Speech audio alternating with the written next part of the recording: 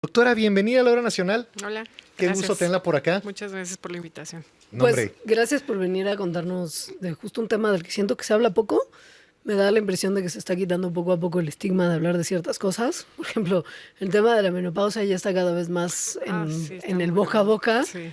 Pero al parecer lo que pasa en los cuerpos de las mujeres a veces se deja de lado. Y queríamos empezar preguntando cuáles son las enfermedades más comunes que afectan a las mujeres. Bueno, en México en particular, si consideramos la obesidad como una enfermedad, sería esa la número uno, porque más o menos el 70% de las mujeres en México tienen obesidad. De eso se derivan las dos siguientes, que serían hipertensión, que más o menos 25% de las mujeres tienen hipertensión, y diabetes un 10%. Más que son enfermedades que siento que algunas son como muy obvias, muy visibles, pero otras son silentes, ¿no? Claro. Entonces hay que estarse haciendo constantemente yendo al o la ginecóloga pues para hacerse pues todo tipo de estudios, ¿no? Claro. La consulta ginecológica anual es un punto donde podemos detectar enfermedades crónicas, no solo las ginecológicas. Entonces es un punto de detección importante.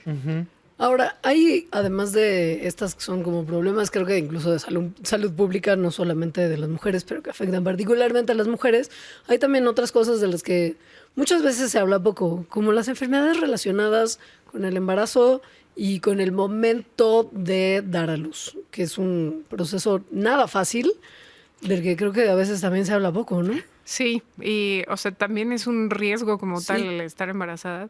Las embarazadas de edades reproductivas, ya sean muy jóvenes o muy grandes, avanzadas, son factores de riesgo para tener dos de las enfermedades más comunes que son propiciadas por el mismo embarazo, que son la diabetes gestacional y la preeclampsia, que es un estado hipertensivo inducido por el embarazo.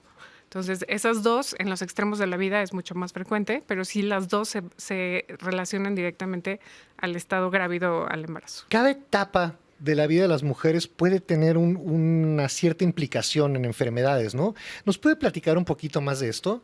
Claro, en mujeres jóvenes, bueno, tenemos que prevenir sobre todo enfermedades de transmisión sexual, que son como muy comunes. Un chequeo ginecológico, hacer un Papá Nicolau, una citología cervicovaginal es parte de ese monitoreo de las mujeres. Y también podemos monitorizar indirectamente si tienen la presión bien, si tienen algún dato de alguna otra enfermedad. Entonces, o sea, es como una consulta pequeña de medicina general más lo que dirigimos hacia la historia clínica ginecológica. Y en los 20, 30, o sea, sí es importante la citología cervicovaginal anual y básicamente la búsqueda de enfermedades crónicas. Sobre el tema justo de estas enfermedades, particularmente de transmisión sexual, que después pueden derivar en problemas mucho más graves de salud, ¿nos podría platicar un poquito sobre el virus del papiloma humano y por qué es tan importante su detección y la vacunación Claro. en las edades en las que una se tiene que vacunar? Sí, bueno, ahora se recomienda vacunar a las mujeres antes de tener vida sexual activa, en las adolescentes, idealmente entre los 9 y 11 años vacunar. En muchos países ya está incluido en el esquema nacional de vacunación la vacuna de virus de papiloma humano. En algunas regiones del país se vacunan a las niñas en las escuelas. No está todavía en toda la cartilla de vacunación. Y la importancia ahí es que son 2 vacunas que tienen el mismo efecto que 3 vacunas en mujeres más adelante. Entonces es un buen momento para prevenirlo. claro. O sea, es una dosis menos con el mismo efecto inmunológico. Ajá. Y nos ayuda a prevenir porque el cáncer cérvico-uterino, o sea, en 99% de los casos se produce por el virus de papiloma humano. Entonces podemos disminuir la incidencia del cáncer cérvico-uterino haciendo prevención de este virus. Doctora, en cuestión de salud mental, ¿a qué tenemos que ponerle especial atención? Pues a 2 cosas. En mujeres en particular, la ansiedad es más o menos el 15% de las mujeres.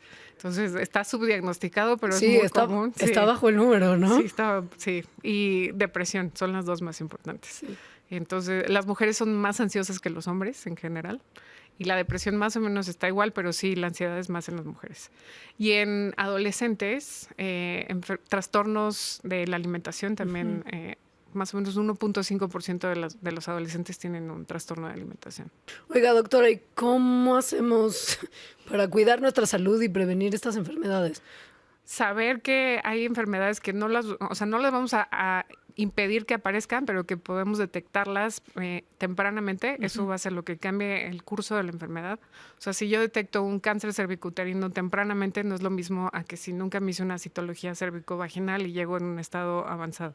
Todos los estudios que procuramos hacer en un chequeo ginecológico son de tamizaje justamente para detectar tempranamente las enfermedades y cambiar el curso de la enfermedad.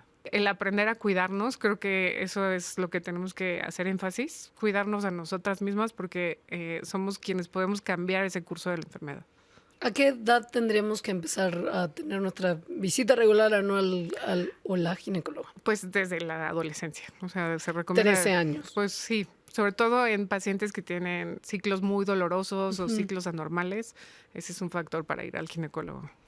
Sí, porque ni siquiera preguntar a qué tenemos que poner atención, porque han sido tantas las cosas de las que hemos platicado Sí. que creo que se resume. No me da el tiempo para hablar de todas. Es eso, pero se resume con tener una visita anual. Sí, con una visita profesional anual de y la que salud. nos tenemos que cuidar a nosotras mismas para poder detectar cosas tempranamente. Bueno, más tarea. Más Pues tarde. sí, así es, así es. Sí. Doctora Andrea Alicia Holguín Ortega, muchísimas gracias por habernos visitado aquí en la Hora Nacional, se lo agradecemos mucho. Muchas gracias por la invitación.